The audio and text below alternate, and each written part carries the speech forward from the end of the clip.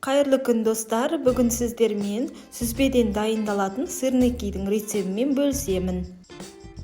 Сырникиді жасауға кірісеміз. Сүзбемізге жұмыртқамызды, құмшекерімізді және ұнымызды салып, жақсылап араластырып, блендермен еземіз. Қолданатын сүзбеміз міндетті түрде құрғақ болуы қажет, сулы болмауы керек.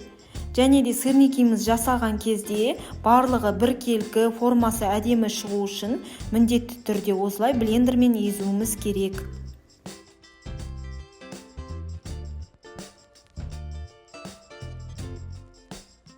Тақтайшамызға ұн сеуіп аламыз, қолымызға да ұн сеуіп аламыз. Және сүзбемізден бір қасық аламыз да осылай дөңгелете отырып формасын шығарып аламыз.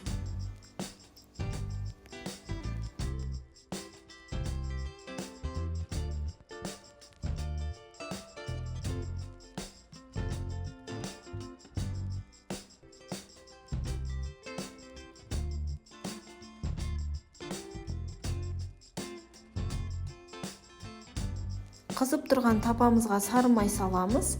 Сары май қолдансаңыздар дәмді болып шығады. Сары майыңыз болмаса сұйық май қолдансаңыз да болады. Енді кезекте сырникиларымызды салып шығамыз. Қызарғаннан кейін кері аударамыз.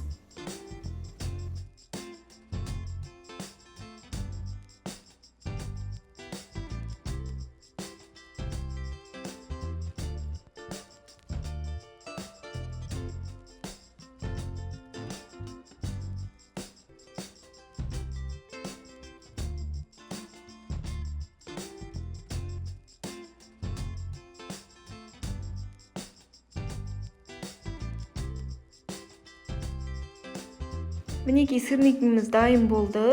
Осы рецебім сәтті рецептердің бірі болды. Өте дәмді болып шықты. Сіздерге де жасап көруге кеңес беремін.